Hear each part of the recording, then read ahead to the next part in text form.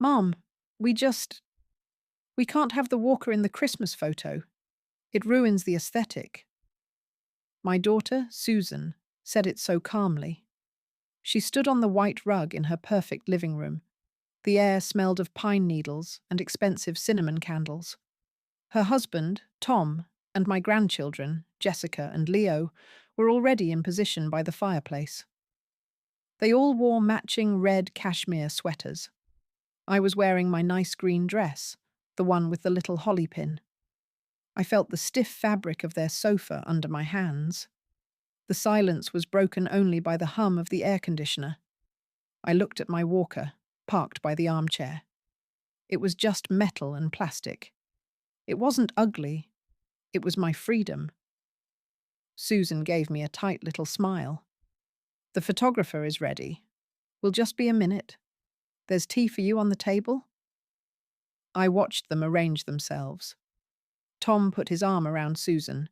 Jessica, home from college, smoothed her long blonde hair. Leo, a high school senior, forced a smile for the camera. The photographer's flash blinked, once, twice. A perfect family. I picked up the teacup. It was lukewarm. I didn't say a word. I just sat there, out of the frame, and became invisible. I remembered all the Christmases before, in my own small kitchen, the air thick with the smell of gingerbread and roasting turkey. I remembered little Jessica, her hands covered in flour, pressing cookie cutters into the dough. Her tiny fingers would leave little dents, and she would giggle. "More sprinkles, Grandma?" she'd shout. I bought those sprinkles. I baked those cookies. I spent hours wrapping presents, my back aching, my fingers stiff, just to see the joy on their faces Christmas morning. Now, back in my own apartment, the silence was heavy. The only sound was the ticking of the clock my late husband, David, had given me. My home smelled like lavender and old books. I ran my hand over the soft, worn fabric of my favourite armchair. On the mantelpiece were the photos from all those other years. Me holding a baby Jessica wrapped in a Christmas blanket. Me and David helping a tiny Leo put the star on the tree. In every picture I was there. I was part of the aesthetic then. The phone rang.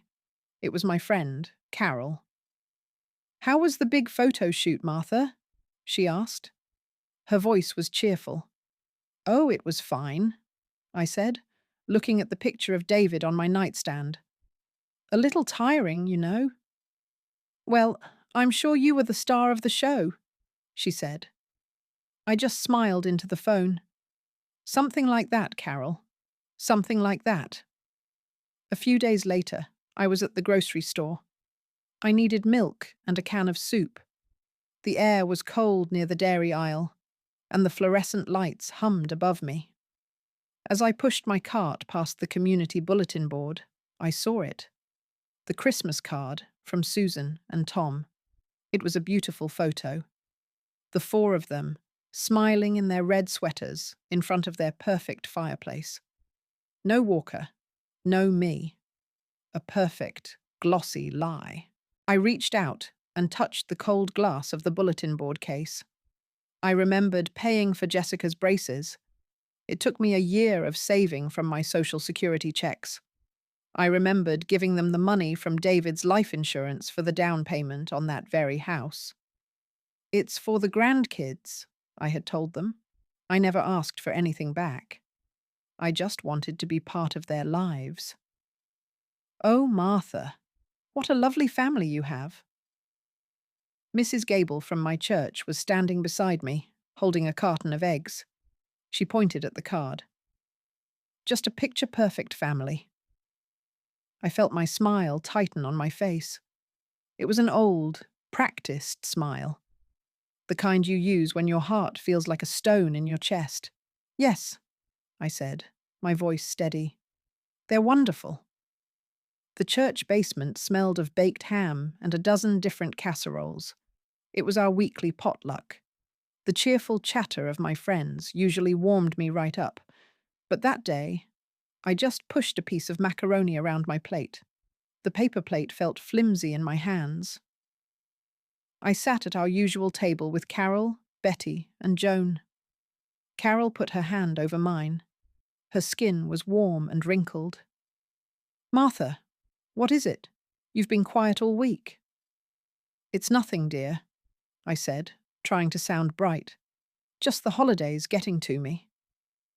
Betty, who had lost her husband last spring, nodded kindly.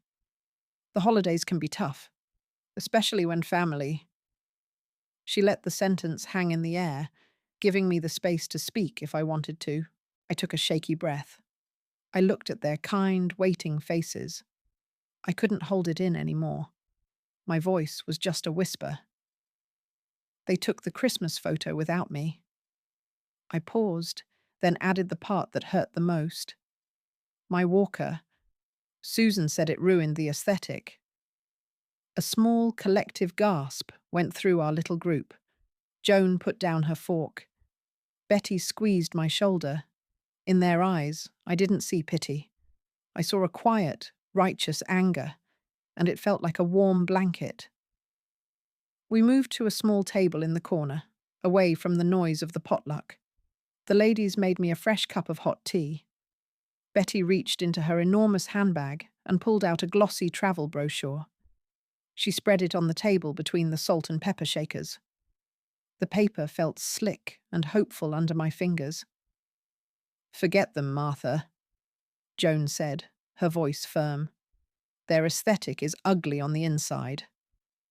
Betty tapped the brochure. "Look at this. A Golden Year's getaway cruise to the Bahamas. It leaves the week after Christmas." The pictures showed sparkling blue water and women our age, laughing in big sun hats, holding colourful drinks. Carol's eyes lit up. "We should all go. We could take our own Christmas photo. A much better one." A tiny smile touched my lips for the first time in days. It felt strange, like a muscle I hadn't used. "What, with all of our walkers and canes and bad knees?" Carol grinned, a wide, wonderful grin. "Exactly," she said, her voice full of mischief. "We'll call it our aesthetic."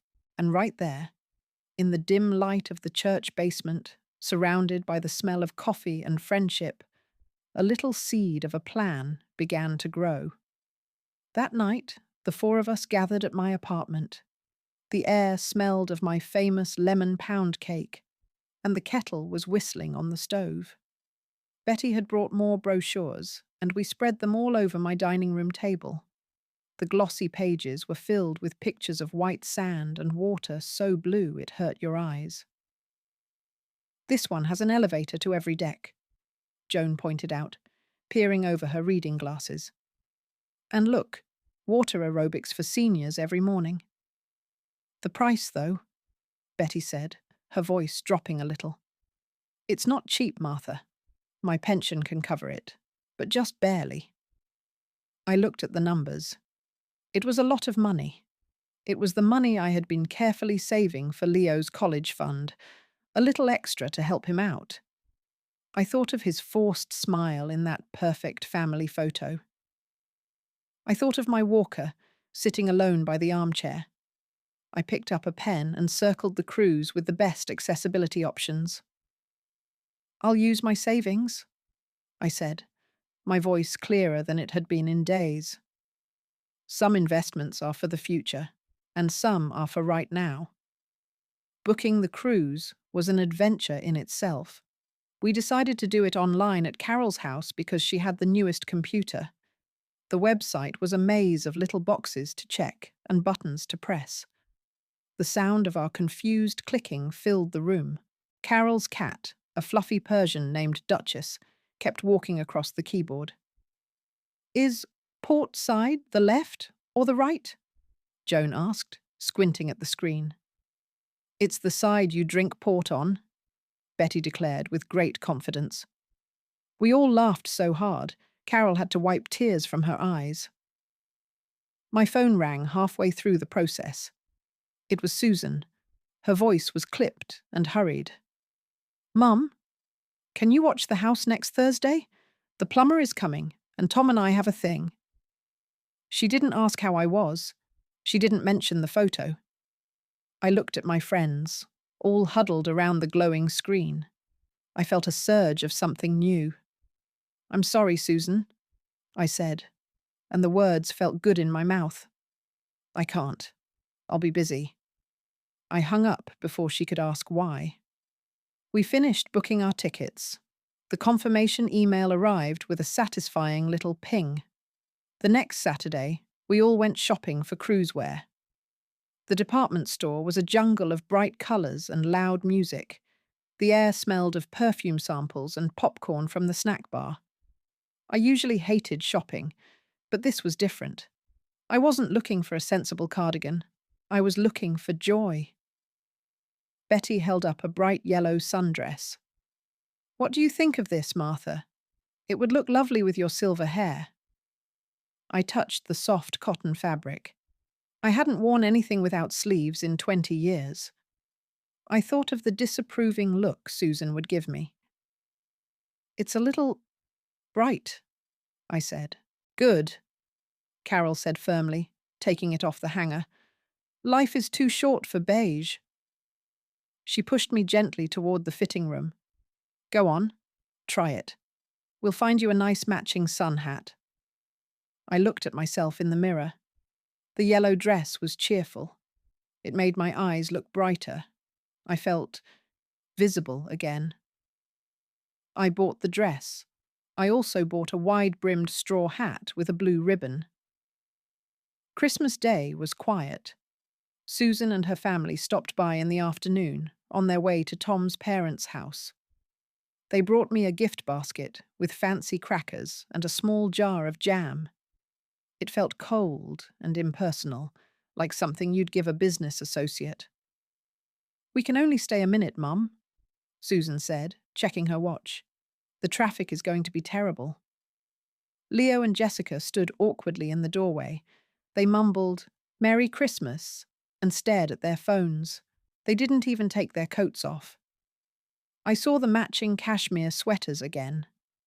The 5-minute visit was filled with the hum of the refrigerator and the ticking of the clock. After they left, the smell of Susan's expensive perfume lingered in the air. I ate a slice of ham by myself, watching an old movie on TV. I wasn't sad. I felt a strange sense of peace. My real celebration hadn't started yet. The morning we left for the port, the air was crisp and cold. My suitcase was packed and waiting by the door. Carol picked me up in her big, comfortable sedan. The heater was blasting, and the car smelled like peppermint. Betty and Joan were already in the back, their faces beaming with excitement. We were a little flock of happy sparrows, chattering all the way to the coast. Seeing the cruise ship for the first time took my breath away. It was huge, a floating white city against the grey morning sky. The air smelled of salt and diesel fuel. The sound of the ship's horn was a deep, thrilling boom that vibrated in my chest. I held onto my walker as we moved up the gangplank. It didn't feel like a burden anymore. It was just a part of me, my ticket to this new adventure. As I stepped onto the deck, the sun broke through the clouds. I felt its warmth on my face, and I knew I had made the right choice. Our cabin was small, but the window looked out onto the endless blue ocean. The constant, gentle rocking of the ship was surprisingly soothing. The air that came through the open balcony door smelled clean and salty. For the first time in years, my shoulders didn't feel tight. I didn't have to be anywhere or do anything for anyone. We spent the first day just exploring. The ship was a wonderland of lights and sounds. There was a band playing cheerful music by the main pool. The clatter of plates and happy chatter filled the dining hall. We walked along the deck, the sea breeze whipping our hair, and just watched the waves. "I could get used to this," Betty said, leaning against the railing. She had a colourful scarf tied around her head. "No lawns to mow, no gutters to clean, no one asking where you put the car keys," Joan added with a laugh. I just smiled, and watched the sea. I felt like I had been holding my breath for a very long time, and I could finally let it out. The next afternoon, I was sitting by the pool in my new yellow dress. The sun felt warm on my arms. I had a tall glass of iced tea with a lemon wedge and a little paper umbrella in it. The sound of people splashing and laughing was all around me. My phone, which I'd left in my bag, started buzzing. I almost ignored it, but I saw it was Susan. "Mum, where are you? The house sounds hollow," she said. There was no hello, just annoyance. "I'm out, dear," I said, taking a sip of my tea. The ice cubes clinked against the glass. "Out where? I was going to drop off some of Leo's old textbooks for you to store in your garage. There's no room in ours." She sighed, a loud, dramatic sound. "Honestly, what are you even doing?" I looked out at the sparkling water, at my friends waving to me from the shallow end. "I'm ruining the aesthetic somewhere else for a while, Susan." I said it calmly, without anger. Then I hung up the phone and turned it off. That evening was the first formal dinner. The dining room was magnificent, with tall ceilings and glittering chandeliers. The waiters wore crisp white jackets. The air smelled of roasted beef and warm bread. We all wore our best dresses. Joan even had a string of pearls. We felt very glamorous. At a nearby table, the ship's photographer was taking a picture of a large family. He was a young man, patient and kind, getting a little boy to smile by making a funny face. He made sure to get the grandmother, who was in a wheelchair, perfectly positioned in the center. He treated her like the queen of the family. An idea began to form in my mind. "What are you thinking, Martha?" Carol asked, noticing my stare. I watched the photographer hand the grandmother a little preview of the photo on his camera. She beamed. "I'm thinking," I said slowly, "that our aesthetic is worth capturing too." The next day, I found the young photographer, Alex, in his small studio next to the gift shop. I had my checkbook in my purse. The studio was quiet, a little oasis from the ship's constant activity. The walls were covered with beautiful photos of smiling people against ocean backdrops. "Can I help you, Mum?" he asked. He had a kind smile. "I'd like to hire you for a private session," I said, my voice steady. "For me and my 3 friends. I don't want posed, stiff pictures. I want you to capture us having fun. Playing cards, laughing, sitting by the pool." I paused, then found the words for what I really wanted. "I want pictures that show we make room for each other." He listened carefully, nodding. "I understand. You want to capture the feeling, not just the faces?" He looked at me for a moment, a flicker of understanding in his eyes. "It's a beautiful idea." I thought of Susan's perfect photo, so cold and empty. I thought of my little apartment, filled with memories she no longer had room for. "I didn't disappear when they took me out of the picture," I said, more to myself than to him. "I just stopped being convenient." That night, I couldn't sleep. The ship moved through the dark water with a gentle hum. I sat at the little desk in my cabin with the reading light on. I pulled out my old, worn address book. The leather cover felt soft under my fingers. Inside, the pages were filled with names and addresses I had collected over 50 years.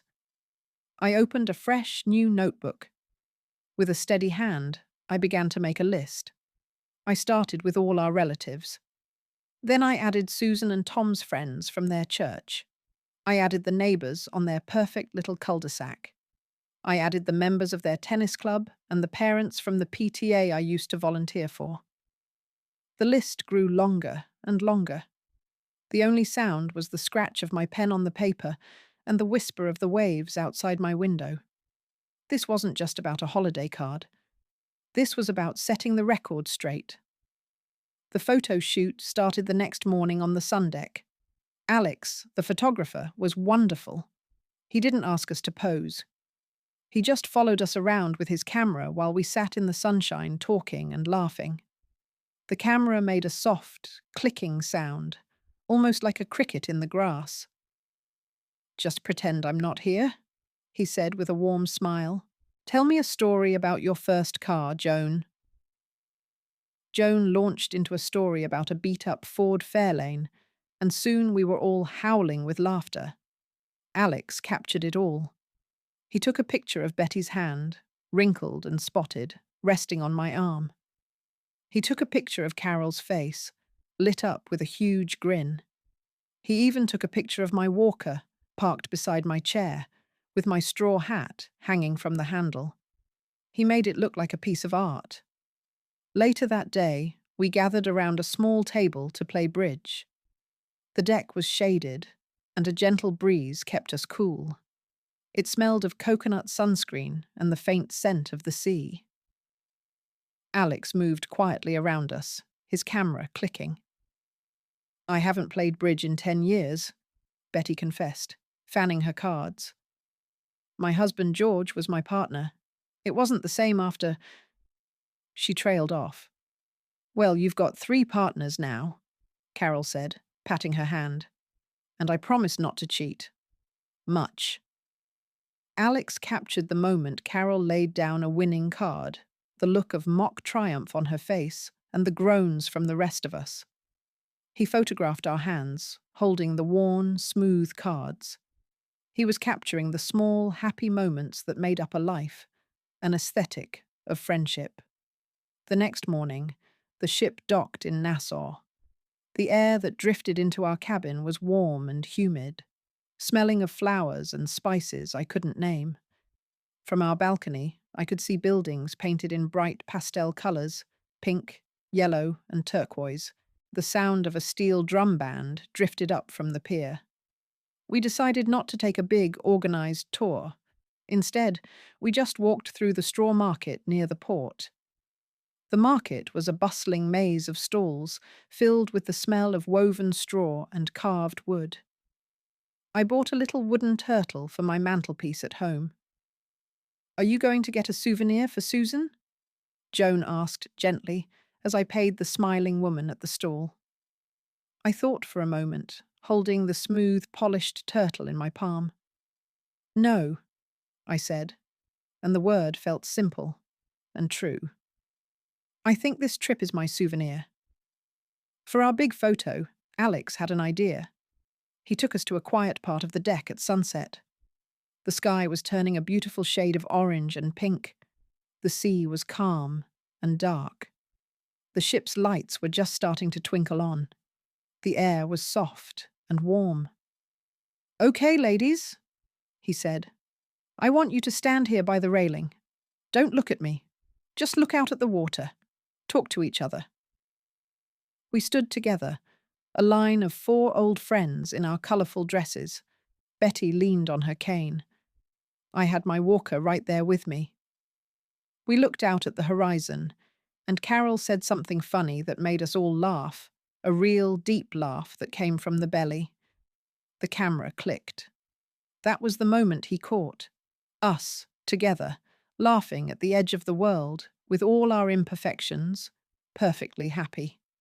The last day of the cruise, we met Alex in his studio to see the photos. He had them displayed on a large screen. The little room was quiet, except for the soft hum of his computer.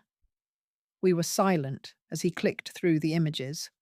There we were, playing cards. There we were, walking through the market. There we were, laughing by the pool. The photos were filled with light and life. They weren't just pictures. They were proof. Proof that we were still here, still joyful, still living. When the sunset photo came up on the screen, a soft gasp went through the room. It was beautiful. We looked strong and happy and free. My walker wasn't an ugly intrusion. It was just there, a part of the scene, a part of me. "That's the one," I said, my voice a little thick. "That's our Christmas card." Alex smiled. I can add text for you. What do you want it to say? I took a deep breath. I had been practicing the words in my head for days. At the bottom, I said, I want it to say, finally found a family who makes room for me. Getting off the ship felt like waking from a dream. The air on the dock was heavy and smelled of car exhaust, a sharp contrast to the clean salt spray of the sea. Carol drove us home, the car quiet this time. We were all tired, but filled with a happy, peaceful energy. My apartment was just as I had left it. It smelled a little stale, the air still and silent. I opened a window, letting the cool January air rush in. The ticking of David's clock on the mantel felt like a welcome home. I unpacked my little wooden turtle and set it next to his picture. My phone rang just as I was putting the kettle on. It was Susan. "Mum, thank goodness. I've been calling. Are you back?" Her voice was rushed. "Yes, I'm back," I said, watching the water in the kettle begin to bubble. "Good. Listen, my book club is meeting at my house tomorrow night, and my dishwasher just died. Can I bring all the dishes over to yours?" She didn't ask about my trip. She didn't ask how I was. I looked at my new turtle, sitting peacefully on the mantel. "No, Susan," I said. "My dishwasher is retired too." A few days later, an email arrived from Alex. The subject line was, "Your beautiful aesthetic." Attached was the final high-resolution photo file. I called the ladies, and they came right over. We huddled around my small computer desk, the screen glowing in the dim room. The photo was even better than I remembered. "Oh, Martha," Betty whispered, her hand on her heart. "We look happy." We spent the next hour on a website that printed photo cards. We chose a simple, elegant design with a cream-coloured border. We picked a clean, clear font for the caption. The website showed us a preview of the finished card. Our laughing faces looked back at us from the screen. Below, the words sat perfectly. "Finally found a family who makes room for me." "How many are we ordering?" Joan asked, peering at the quantity box. I pulled out the list I had made on the ship. It was 4 pages long. 300, I said. Carol let out a low whistle.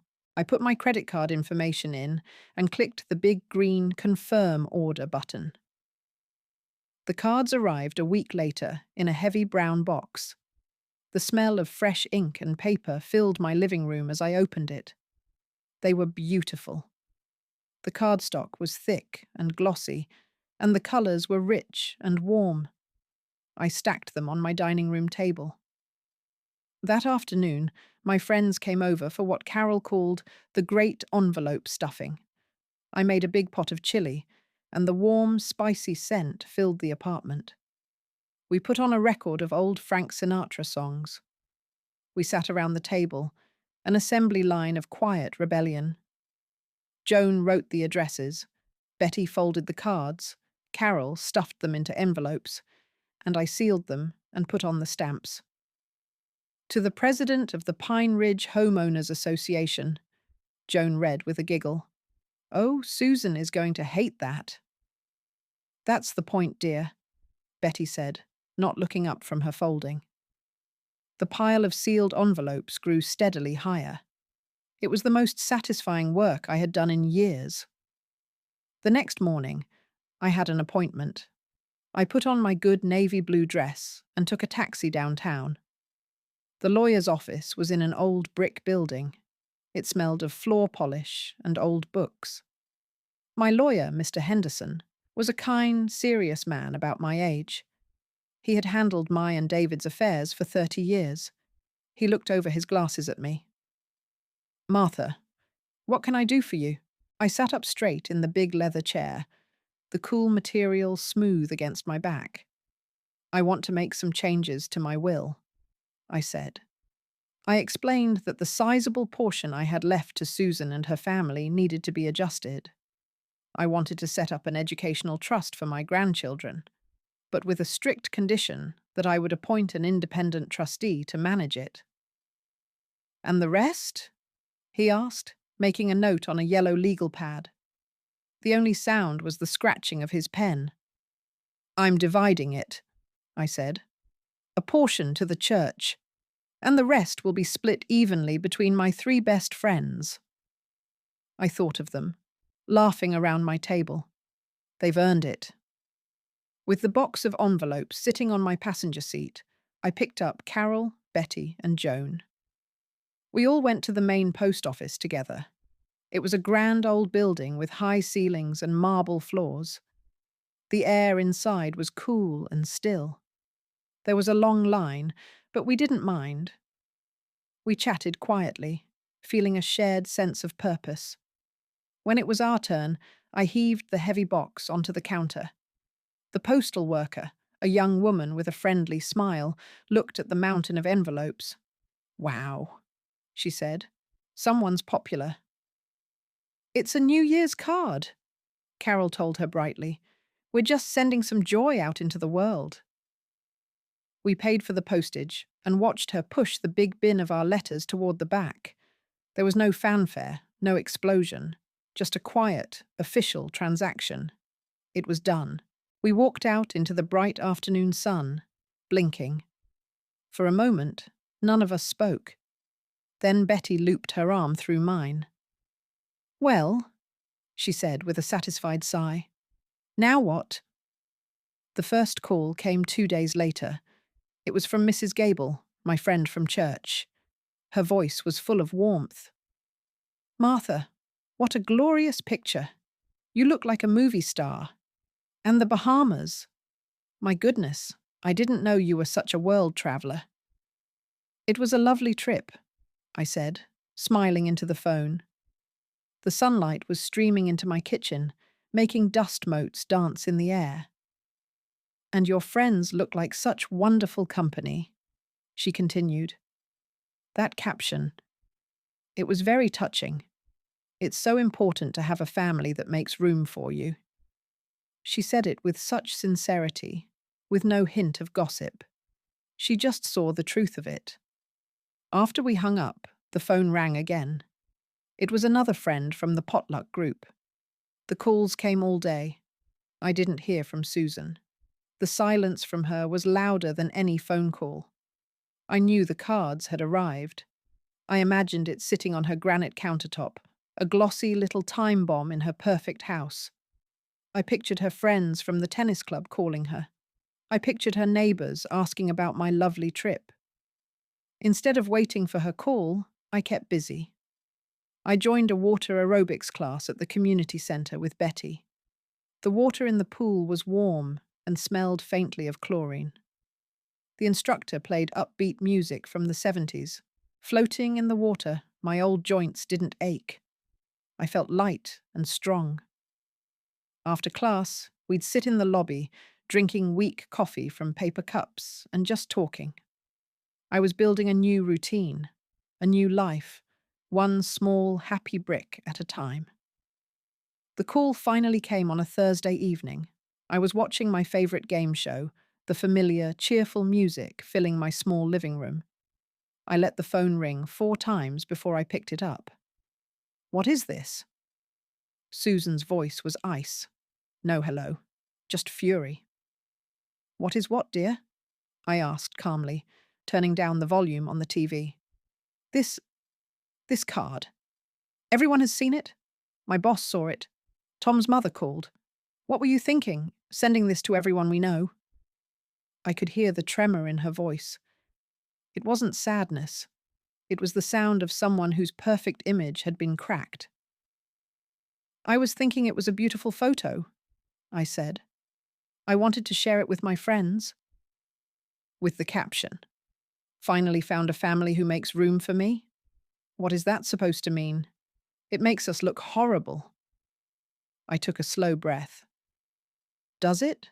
I asked, and then I was silent. I let her sit with that question. The only sound was the faint buzzing of the phone line. She kept talking. her voice getting higher and faster. She accused me of being manipulative, of trying to embarrass her. She said I had no idea how much stress this had caused her. I listened, the way you listen to a storm raging outside when you are safe and warm indoors. I didn't argue. I didn't defend myself. I just let her run out of steam. Finally, she paused for breath. "And what's this I hear about you changing your will?" Tom's mother heard it from her bridge partner, who knows Mr. Henderson's secretary. "Are you really cutting us out?" The real fear was in her voice now. It wasn't about love. It was about the money. "I haven't cut anyone out, Susan," I said, my voice even. "I've just made some new arrangements to make sure everyone is taken care of." "That money was for us, for the kids. David would have wanted me to be respected," I said, and my voice was firm now, like a door clicking shut. "He would have wanted me to be happy. The arrangements are made, Susan. It's done." There was a long silence on the line. I could hear her breathing. I think she was waiting for me to apologize, to take it all back, to become the convenient, invisible mother she was used to. I didn't. I waited. Finally, she spoke, her voice small and defeated. "Why, Mom? Why would you do all this?" I looked at the picture of David on my mantel. I thought of the cold teacup at the photo shoot. I thought of the joy on my friends' faces in the sunset. "Because you were right, Susan," I said softly. The walker really did ruin the aesthetic. Then I said goodbye and gently hung up the phone. I turned the volume back up on the game show. The audience was clapping. I picked up my knitting, the soft wool warm in my hands. The needles made a quiet, rhythmic clicking sound. And for the first time in a very long time, my house felt completely, perfectly peaceful. Life settled into a new, pleasant rhythm. The phone calls from Susan stopped. There were no more hurried requests to babysit her house or store her extra belongings. A quiet space had opened up in my life, and I found I had plenty to fill it with. Our little group started a weekly movie night. We'd take turns hosting. When it was my turn, the apartment would fill with the smell of fresh popcorn. We'd sit on my comfortable old sofa, wrapped in afghans I had knitted years ago, and watch old black and white films. The soft glow of the television would light up my friends' faces. These simple evenings felt more real and more loving than any of the stiff, formal holidays I had spent at Susan's. One Saturday, there was a knock at my door. I wasn't expecting anyone. When I opened it, my granddaughter, Jessica, was standing there. She was alone. She looked different from the girl in the red cashmere sweater. Her hair was pulled back, and she wasn't wearing any makeup. She held a small potted orchid in her hands. "Grandma," she said, her voice quiet. "Can I come in?" I stepped back and let her in. The apartment was quiet except for the ticking clock. She placed the orchid on my coffee table. The purple flowers were delicate and beautiful. She wouldn't look at me. She just stared at the plant. "I saw the card," she said finally. "A friend of my roommate's parents got it. She showed it to me." I just waited. I poured her a glass of iced tea without asking. My hands were steady. She took a sip of the tea. The glass clinked as she set it down on a coaster. "Mom is furious. She won't stop talking about it. About you, about the will." She finally looked up at me. Her eyes were troubled. But when I saw the picture, I didn't feel angry. I just felt sad. "Sad about what, dear?" I asked gently. "You look so happy, Grandma. Happier than I've seen you in years." A tear slid down her cheek, and she wiped it away quickly. "We did that to you, didn't we? We made you so unhappy that you had to go find a new family." I reached out and put my hand over hers. Her skin was so young and smooth. You didn't have to find a new family, Jessica. You just have to decide what kind of family you want to be a part of. We talked for over an hour. It wasn't a fight. It was a real conversation. She told me about the pressure she felt at college, the pressure from her parents to be perfect. I told her about how much I missed baking cookies with her, about how much I missed her grandpa, David. We didn't solve everything, but it was a start. As she was leaving, she paused at the door. "That day with the photographer," she said, her voice barely a whisper. "I wanted to say something. I wanted to tell Mom it was wrong, but I didn't." "It's hard to speak up sometimes," I said. She nodded. "I'm sorry, Grandma, for not making room for you." She gave me a quick, awkward hug. It was the first one in years. The fabric of her jacket was soft against my cheek. After she left, the apartment smelled faintly of her perfume and the sweet scent of the orchid. A few weeks later, I was at the church potluck. The basement was noisy and warm, smelling of coffee and Mrs. Gable's famous scalloped potatoes. I was telling Carol and Betty about my new tomato plants when a man I didn't recognize came up to our table. He was tall, with kind eyes and a gentle smile. He looked to be about my age. "Excuse me," he said. "Are you Martha?" "I am," I said, a little surprised. "I'm Arthur Jenkins. I'm new to the church." He gestured toward the photo card, which someone had pinned to the community bulletin board. "My daughter received your card. She's a friend of your daughter's, I believe. I just wanted to say, that's one of the best family photos I've ever seen." We all smiled. "Well, thank you, Arthur," I said. He lingered for a moment. "I was wondering," he said, his voice a little shy. "I'm not much of a cook. I brought a store-bought pie, but I do know a thing or two about gardening. Maybe you could give me some tips on my roses sometime." Carol nudged my foot under the table. "I'm sure Martha would love that," she said, giving him a big, encouraging smile. Arthur Jenkins started sitting with us at the potlucks. He was a retired history teacher, and he had a quiet sense of humor that I liked. He always brought dessert, usually something from the bakery, and always saved me the corner piece of the cherry pie. One sunny afternoon, he came over to look at my little balcony garden. The air was warm and smelled of damp earth and tomato leaves. He showed me how to prune the suckers off my plants to make them grow stronger. His hands were gentle on the green stems. "You have a real gift for this," he said, wiping dirt on his trousers. "My husband, David, taught me," I said, touching the leaf of a basil plant. "He could make anything grow."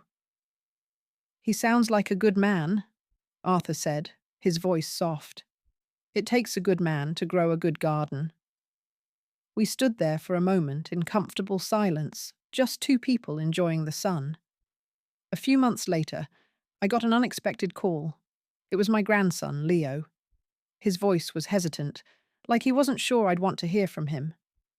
"Grandma, it's Leo." "Hello, Leo," I said, surprised. "How are you?"